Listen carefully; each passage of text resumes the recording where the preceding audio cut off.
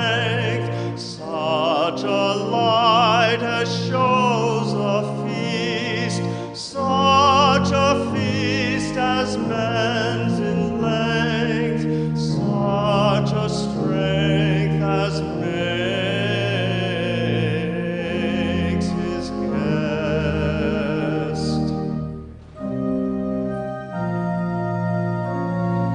Come, my joy, my love, my heart, such a joy as none can move, such a love as none can part, such a heart as joys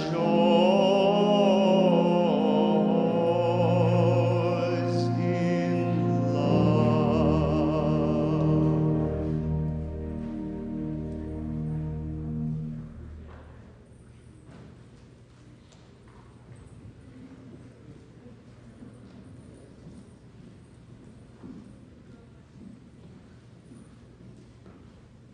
Good morning, everyone. And welcome to the Unitarian Universalist Church of Berkeley. I'm Robin Cooper, And I'm Karen Elliott.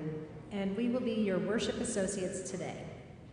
This is a welcoming congregation. If this is your first time here, we're so glad you've come. And whoever you are, we welcome you in the fullness of who you are. As we begin, we want to acknowledge that this church occupies land in Huichin, the unceded territory of the Chochenyo-speaking Ohlone people. We understand that we continue to benefit from the seizure and occupation of this land. We acknowledge and embrace our responsibility to take restorative action. We affirm that this is deeply felt and commit our congregation to be in right relationship with Indigenous communities, aligning in solidarity, supporting Indigenous projects, and caring properly for the land. We are excited to have our candidate for our next settled minister with us this week, Reverend Marcus Liefert. Marcus is a longtime Unitarian Universalist who grew up in the First Unitarian Church of Oakland. He was a ministerial intern here at UUCB from 2011 to 2013, and in the past decade has served congregations in Rochester, New York, Vancouver, British Columbia, and just across the bay in Marin. You might meet some of his family who are here with us today as well, his spouse Caitlin and son Henry, as well as his moms Francie and Laurel, and father-in-law Rick. Thank you for offering Reverend Marcus and his family a warm welcome.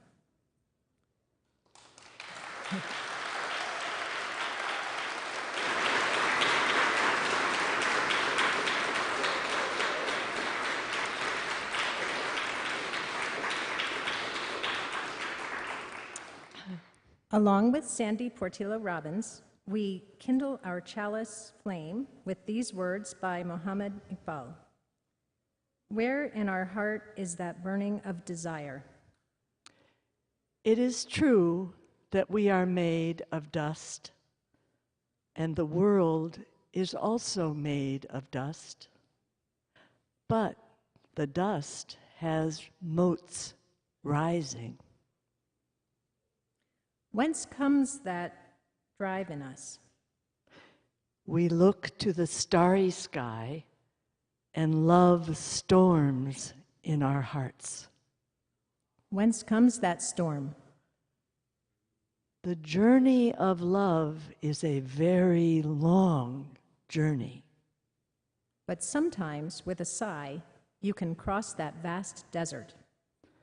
Search and search again without losing hope. You may find sometime a treasure on your way.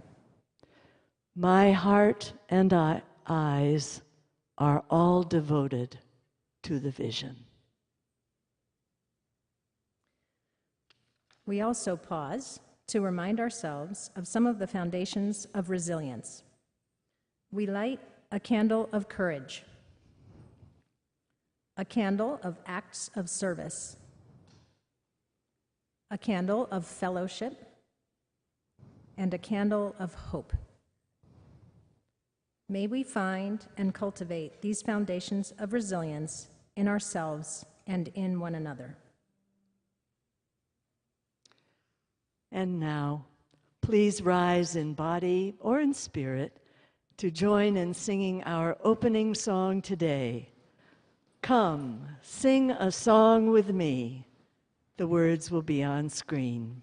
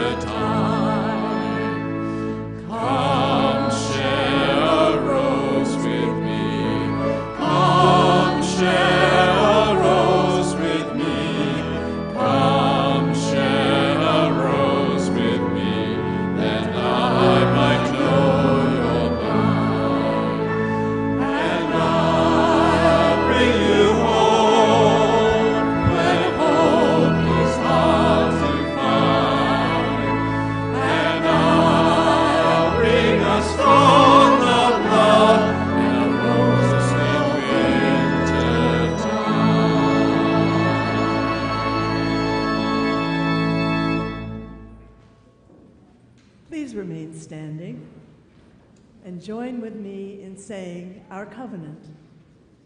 Love guides this church. The quest for truth and justice is its common purpose.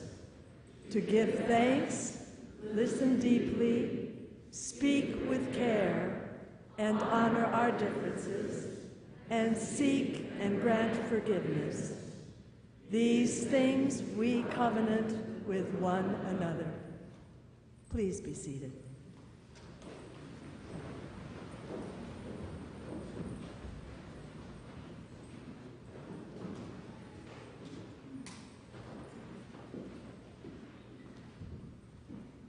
Good morning. We are going to sing a song many of you have heard before about the 7 principles of Unitarian Universalism. People are thinking about having an 8th principle, so if you're interested, look it up or ask a friend. Please count fingers with us. We invite you to count along with us, and then at the end we say, U, C, B, church.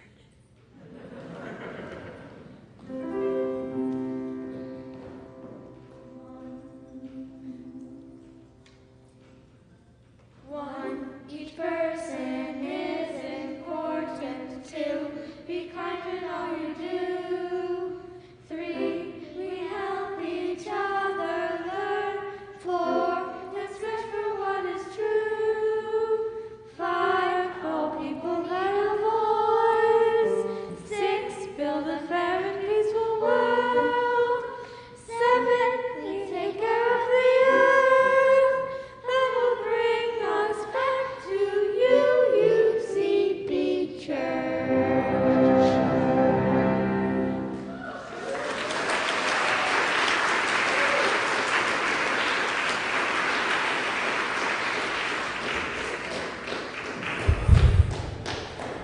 Good morning. Would you want to stay over here? I want to tell you a story if you're willing. You want to come on over? Come sit on the steps with me. This is a story about crossing the desert. Have you ever tried to cross the desert? No, never? Have you ever done something that kind of felt like trying to cross the desert? Like maybe there was something that your parents really wanted you to do, but you didn't want to do it so much, and you had to do it anyway, and you felt kind of like you were tired and sweaty and didn't want to be there, but you kind of had to get through. Maybe meeting 300 people in a week and trying to build a meaningful connection with them, or no, I mean, okay. So this is a story about a stream that believed its destiny was to cross over a desert, and this stream just knew that it had to get across this desert. But every time it tried, it would come up to the sand and the heat and the sand, and the desert would just suck that stream right down into the ground. Nothing it could do could get it more than an inch or two into that vast desert. But it kept trying, and it kept holding itself and holding its truth that it knew its destiny was to cross over that desert. And it heard a voice. I don't know how a stream hears a voice. Maybe you can explain it to me sometime. But it heard a voice, and the voice said, "The wind crosses the desert. So can the stream." And so it puzzled over this for a while. Have you ever puzzled over something for a while? Tried to figure out, what does that mean even? The wind crosses the desert, so can the stream. And it puzzled long enough and hard enough that it started to let go of itself, and it could feel itself kind of pulling apart, and it didn't quite know what was going on. It didn't want to lose who it had always been, this stream that had gone through mountains and forests, that had been the same stream the whole time, but it felt itself being lifted up into the air. And sure enough, the wind picked that stream apart, droplet by droplet, held it up into the air. And do you know what it was? When a stream gets held up into the air? Evaporation, exactly. A cloud. And the wind carried that cloud right on over the desert and poured it on out on the other side. And that's how the stream crossed the desert. So I hope that whatever deserts you come across in your life, you'll always know there's a wind to carry you across. Will you join me in singing our children out?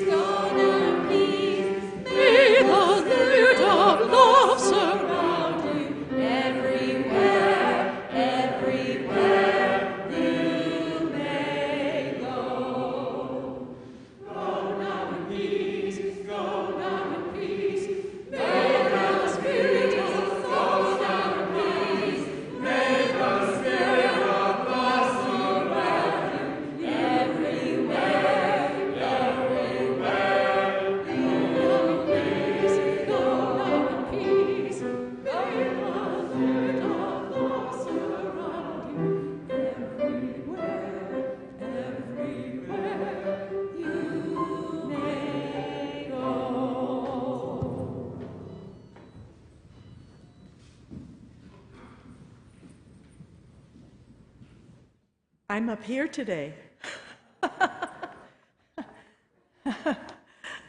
This is a reading. This reading is a poem Red Brocade by Naomi Shihab Nye. The Arabs used to say, when a stranger appears at your door, feed him for 3 days before asking who he is, where he's come from, where he's headed. That way, he'll have strength enough to answer. Or, by then, you'll be such good friends you don't care. Let's go back to that. Rice. Pine nuts? Here, take the red brocade pillow. My child will serve water to your horse. No, I was not busy when you came. I was not preparing to be busy. That's the armor everyone put on to pretend they had a purpose in the world. I refuse to be claimed. Your plate is waiting. We will snip fresh mint into your tea.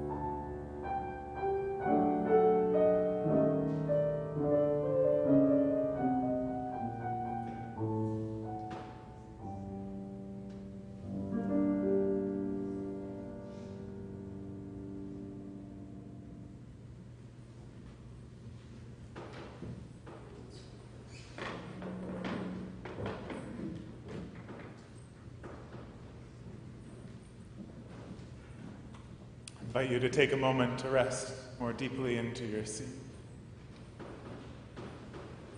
To feel your feet on the floor connecting you down to this good earth. To notice your breath,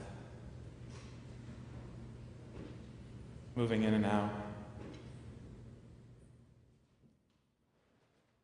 connecting you with all that has been, all that is, all that will be.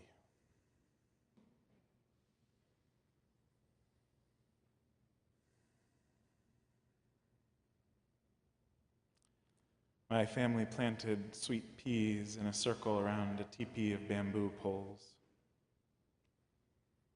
While I sat at the picnic table nearby, tapping the computer keys, working at some important task.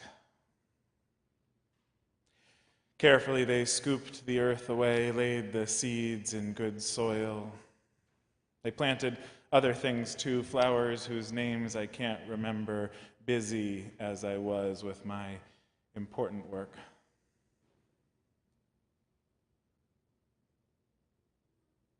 O God of sweet peas and of computer tasks, holy mystery weaving through all this earthly importance, plant yourself in us. Get under our fingernails and between our toes, mark all our great works with your sacred smears, cake our bold striding with compost and mulch. When we, in our forgetfulness, would stay dry and sterile, drench us in the reality of this world. Let life have its way with us, that those good seeds inside us will be nurtured and grow.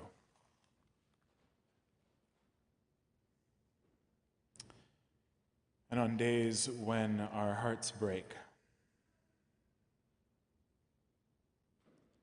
when the violence in our human lives is too much, when our families or the headlines, when our workplaces and our schools and our neighborhoods break our hearts, when we let guns kill children yet again, when our leaders divide us with fear and even the despair finds itself choked in our throats, too tight with the weight of it all to sob free.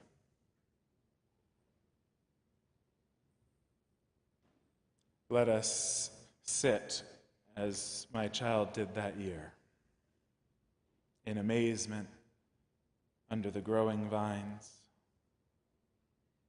in awe at the favorite blue and pink and purple sweet pea blossoms. Shelter us, Spirit of life, in a canopy of the beautiful. Hold us close to the earth, so when our tears flow and our hearts beat fast and wild, we know we are wrapped in a life beyond our own. Let us rest in stillness and quiet together, knowing we are held by that love beyond all naming that cannot, that will not let us go.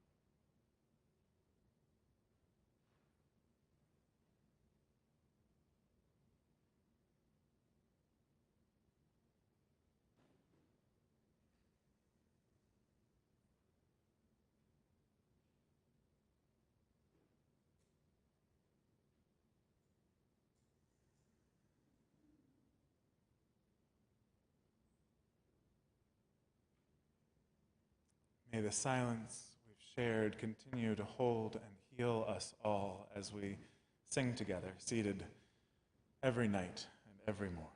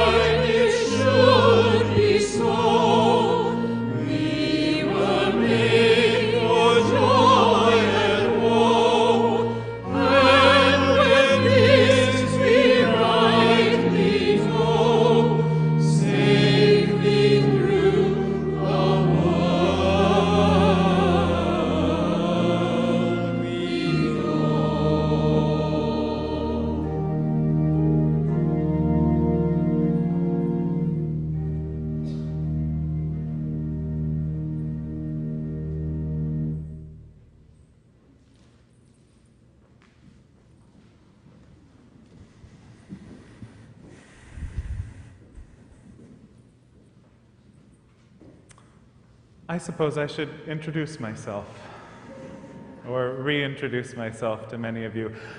I did grow up in the First Unitarian Church of Oakland, but I lived here down the road in Berkeley. In fact, if you just go down the Arlington, past the Marin Circle, and a few more blocks, my childhood home on Milvia and Rose, the old schoolhouse, this great big old early schoolhouse in Berkeley that got turned into 3 flats where I grew up. And I grew up going to Oxford Elementary School, where I would walk from school down to the Jewish Community Center for after-school programs. And every day we'd walk down, the counselor would come pick us up at Oxford and walk down with us to the JCC.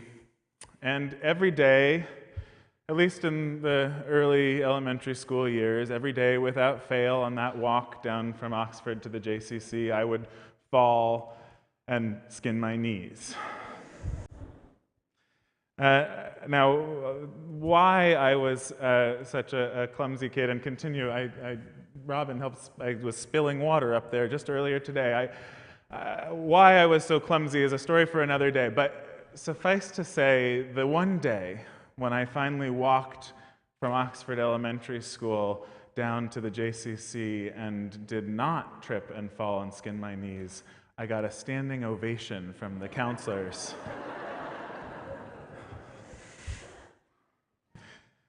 And I have continued in so many different ways to fall down and skin my knees over the years. It doesn't seem to stop. And I've been lucky enough to have groups of people surround me with cheers and love as I pull myself back up to my feet. Joy and woe are woven fine. I had a really eclectic spiritual upbringing. I grew up in a Unitarian Universalist congregation where I learned about stories and practices from world religions all over. I grew up in a queer family in the 90s in Berkeley, which means we did a lot of pagan ritual. You might know we sat around the altar and called the directions and made our intentions. As a teenager, one of my moms became a devoted practitioner of meditation, semi-devoted, and I learned some things about Buddhist meditation. And I went to the JCC because my sperm donor was Jewish, and my mom thought it would be nice if I'd had this connection to my Jewish sperm donor. And so I went to the JCC in Camp Kitov, and we also would have our Passover Seder with friends of my mom's since before I was born. They'd been having this gathering. And so around this time of year, wherever I've been in the world, my heart's been with that group of old Berkeley hippies having Seder with their feminist Haggadah. We were just there earlier this month, although I have to tell you, it feels as if it's been a lifetime, because this month, you've heard I got married 2 weeks ago, and then just last week, I was at the memorial for my best friend who died just a couple of months ago, and now I'm here with you. And so Passover feels like it was a lifetime ago, but we did it. We gathered, and we made the food. I never liked the gefilte fish. I loved the harosets. We sang the song and ate the meal and did the ritual and told the story. When I was growing up, we would tell the story. After the kids, we'd been waiting for this moment the whole way through, getting through that long ritual meal. And afterward, we'd get to tell the story ourselves in a play. I have a theater background, you might discover about me. And so, because I was the biggest and the oldest and a little bit bossy, I think, I played Moses. And the other oldest, next oldest, she played Pharaoh, and we'd have our back and forth with all the "let my peoples go." And then my brother, he didn't want a speaking part, so he played Pharaoh's dog, and he was the ferocious dog right there. And there was one other younger one who didn't want to be seen at all. So I remember the one year at least he was under the blanket with a flashlight, being the burning bush.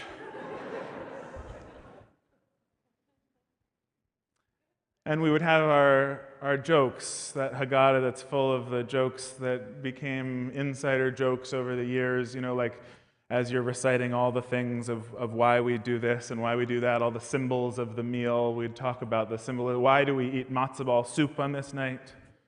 That's to remind us of the cannonballs of the Egyptian army. But then it was the kind of joke that was no longer funny. It was I don't know if it was ever funny, but you had to tell it was part of the ritual. It wasn't just any matzo balls. It was Martha's heavy sinker matzo balls that reminded you of those cannons. We would do the ritual and tell the stories and make the food. But of course, what we were really doing was weaving that tapestry of love we call community. We were creating relationships that would hold us through times of sorrow and times of joy. I want to share a poem about that. It's a poem called Passover by Reverend Lynn Unger.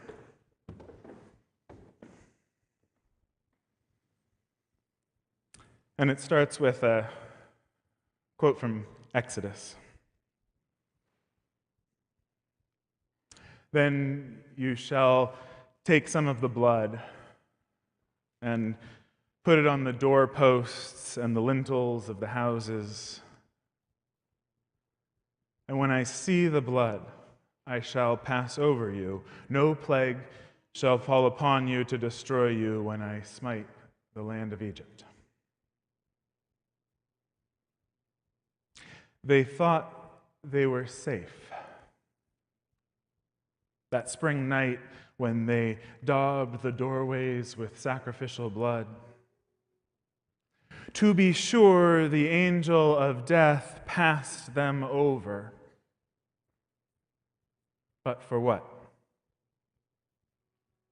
40 years in the desert, without a home, without a bed, following new laws to an unknown land. New laws to an unknown land. Easier to have died in Egypt or stayed there a slave, pretending there was safety in the old familiar.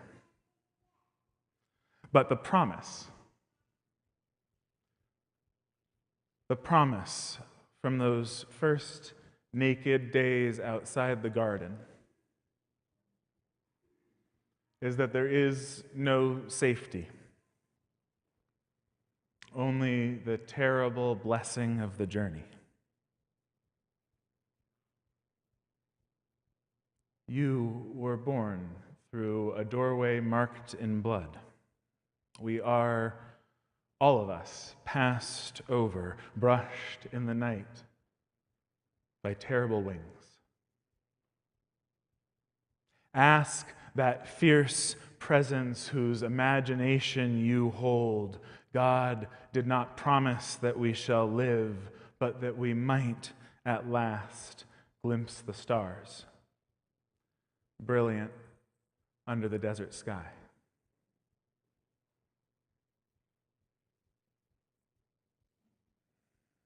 God did not promise that we shall live,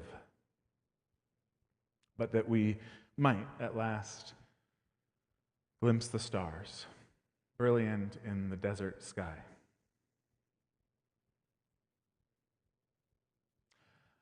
I think I love this poem so much because it names or points towards two of the fundamental questions of religion, two of the questions that we come here, that we gather in spiritual community to wrestle with.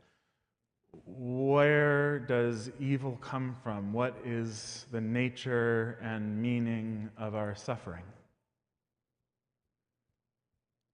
And what is it that will get us through the hard night? Where do we place our faith?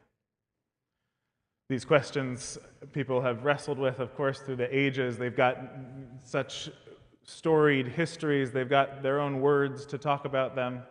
Theodicy, that question of where does evil come from, and soteriology, what is it that we place our faith in? amidst all the crises that we live through, our personal crises and this moment where the world seems to just throw more at us than we can handle, one thing after the next. How shall we live?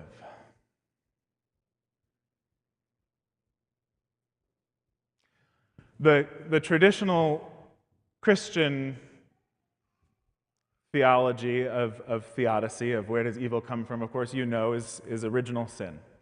That idea that we have something inherently wrong with us in our nature that must be atoned for and constantly controlled.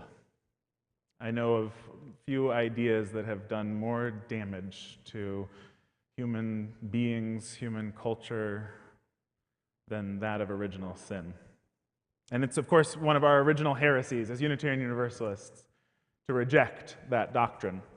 But we've had a hard time articulating what exactly our alternative is. Our alternative to original sin that we've named in recent decades is original blessing. You might have heard this idea that we are not born inherently wrong. There's nothing evil about our bodies and our sexualities. We are born a blessing to this world. We are born good and whole and holy. And it's a beautiful idea. It's one I believe and I've preached and we talk about in OWL our whole lives. It's a great idea, but it doesn't actually say anything about this question: why do we suffer? What is this evil and where does it come from?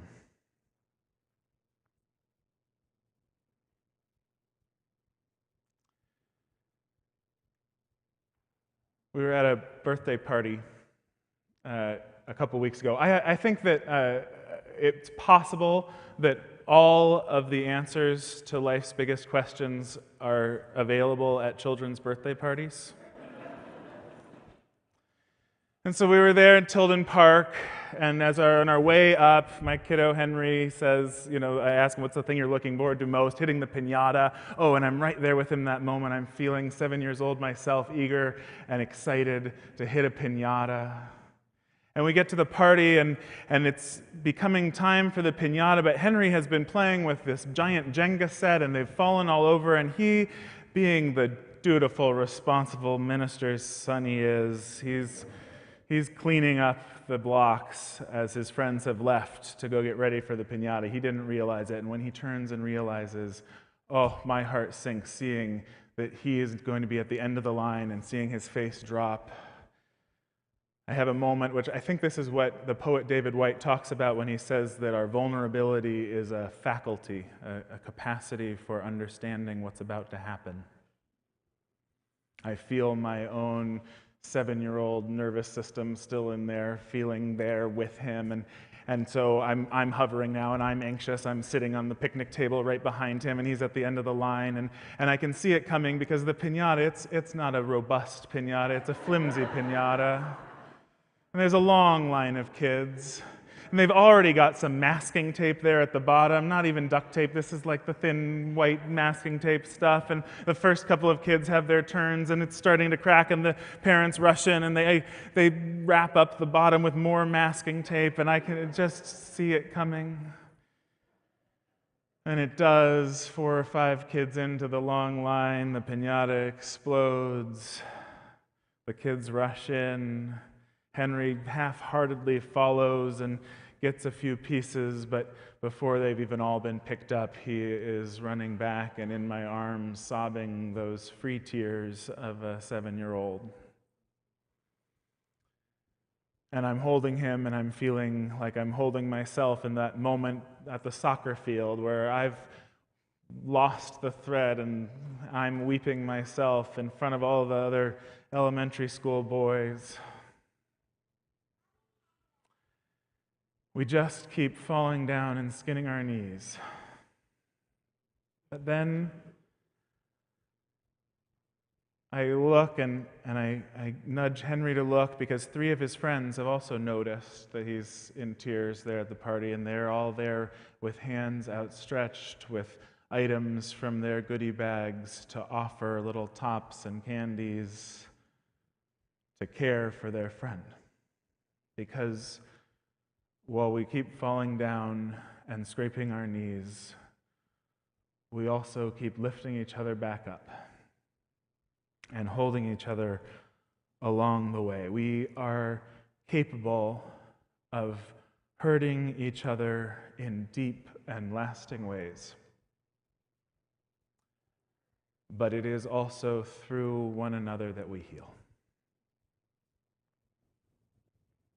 When I've fallen down the hardest, in the times when I've had mental health crises that have lasted me in deep and lasting depressions, time spent in inpatient care, not able to hold my own life together. When I've got divorced 3 years ago and felt like the whole ground that I'd built my life on was ripped out from under me. The communities that I've been a part of, the people who love me, the hills that I spent hours and hours walking in after getting divorced, these East Bay hills held me. The world held me. People and plants and everything let me know. That voice deep inside told me over and over again in so much more than words, you are loved. No matter what you do or what happens to you, what you think or what you feel or who you are loved. Nothing you can do can pull this truth away from you.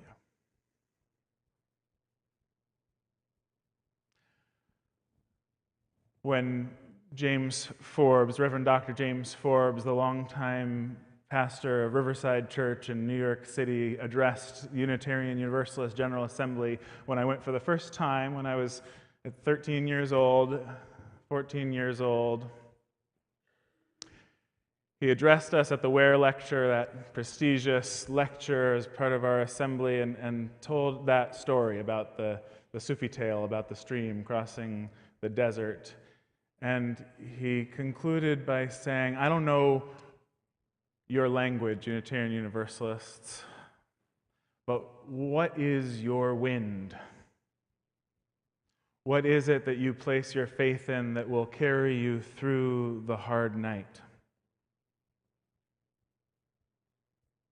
In the face of it all, how shall we live? I don't know what Unitarian Universalism or this church needs to become to make it across the desert that we're facing. We know religious landscape, cultural landscape, the whole world is in need of us to become something, but I don't know what it is. I don't know what it is exactly that will carry us across the desert, our faith, our country, our world. We may be wandering for some 40 years to come. I know I'll keep falling down and skinning my knees. I know we'll need one another to keep reaching out our hands. And I know that we have received a great gift, those of us who've found this faith, a great gift and a great responsibility, because we have a role to play in this world, a role to play in our world moving toward that holy vision of beloved community, toward that beckoning world we dream about, a global commonwealth of humanity that centers our planet as a living organism. So how shall we live? When a stranger appears at your door, feed him for 3 days before asking who he is, where he's come from, where he's headed. No, I was not busy when you came. I was not preparing to be busy. I refuse to be claimed. Your plate is waiting. We will snip fresh mint into your tea. So, how shall we live?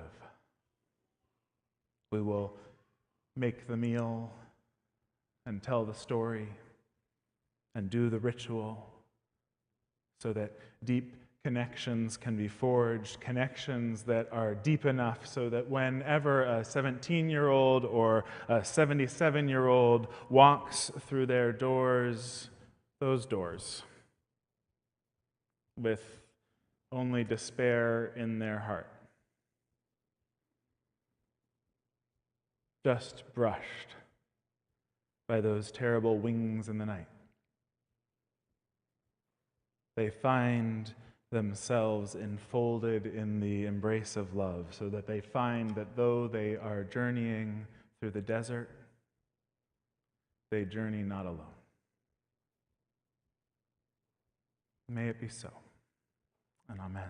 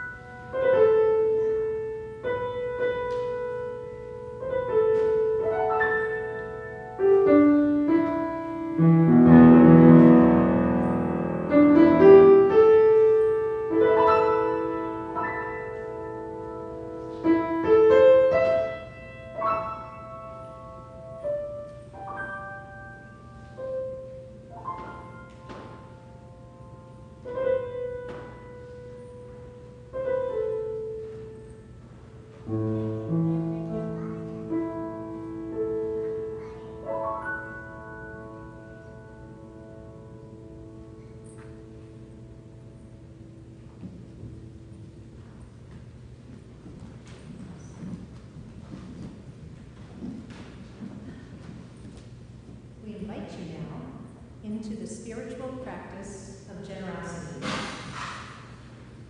In this way, each of us has the opportunity to contribute to keeping our community dynamic and resilient. We're continuing to conduct the offering without passing the plate. Instead, you can either give electronically by scanning the QR code on the back of your badge, or you can put a cash or check donation into the donation envelope that you'll find in the back of the pew in front of you.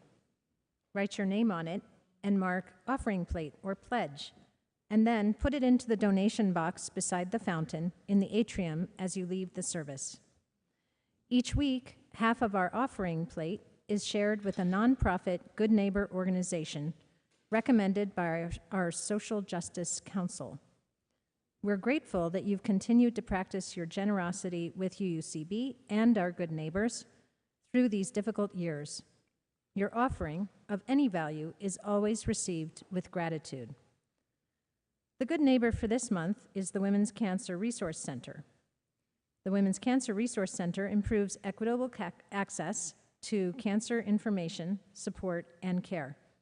They help women with cancer improve their quality of life through education, supportive services, and practical assistance. They serve people with any form of cancer from all backgrounds, economic levels, and ethnicities. Thank you.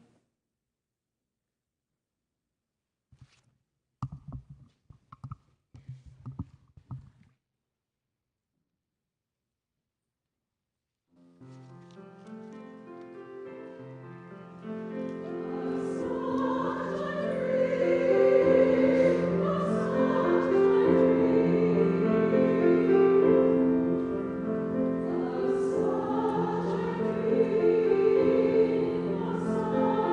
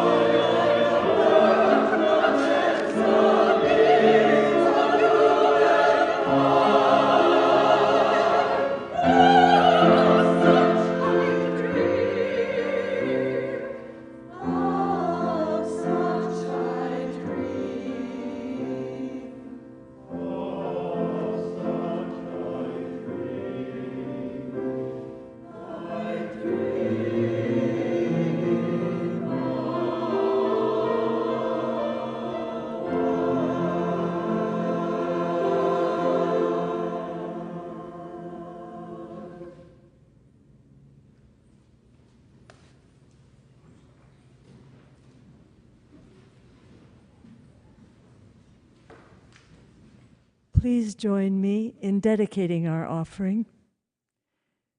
We dedicate our offering and ourselves to the mission of this congregation to create loving community, inspire spiritual growth, and encourage lives of integrity, joy, and service.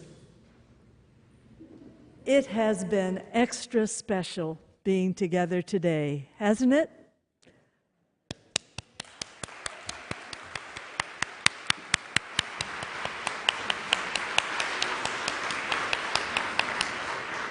What a wonderful first day for Reverend Marcus Liefert to be here. We have just 2 announcements because this day is just going to keep on going. First, a reminder. 2 weeks hence, our annual congregational meeting will take place on Sunday, May 21st. There's so much happening in between that I want to bring this to your attention. And on that same Sunday, before the congregational meeting, our worship service will honor our 90 doctors of durability, ages 80 to 100.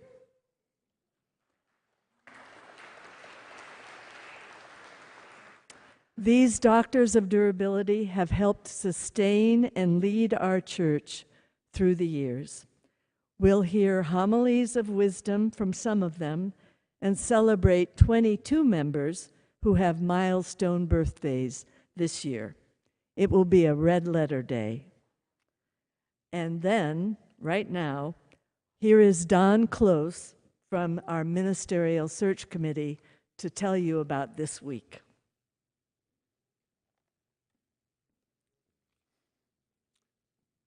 We're so happy that you've come to be with us today to kick off our candidating week. We welcome you to participate in the coming week as your schedule and energy allow. We have a wonderful mix of events, some open to all and some tailored to specific groups.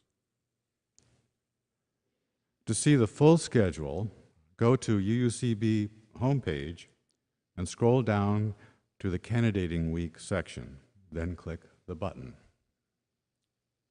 Now, let me call your attention to the all-congregational potluck dinner this Thursday evening, 5:30 to 6:45. Enjoy fellowship over good food in our old tradition of Thursday evening potlucks. Please sign up at our table in the atrium, and if you can bring some food, so much the better. Please come. However you can participate in the week ahead, join us in getting to know Reverend Marcus. The week culminates on May 7th, next Sunday, with a second service preached by Reverend Marcus, followed by a special congregational meeting to vote on calling the minister. All are welcome to attend. Voting is open to members who will be able to vote either in person or electronically during the hybrid meeting. You have been sent an email with all of the necessary details. Now, right after today's service, you're invited to coffee hour and sustaining snacks with Reverend Marcus. And from 1 to 2 p.m. today, join us for an open forum in the fireside room. May the festivities of Candidating Week begin.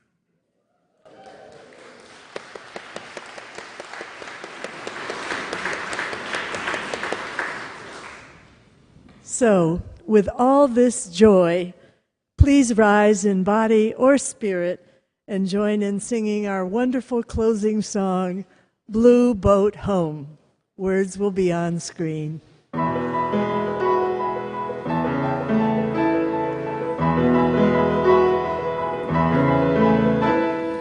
Though below me I feel no motion, standing on these mountains and plains, far away from the rolling ocean, still my dry land heart can say, I believe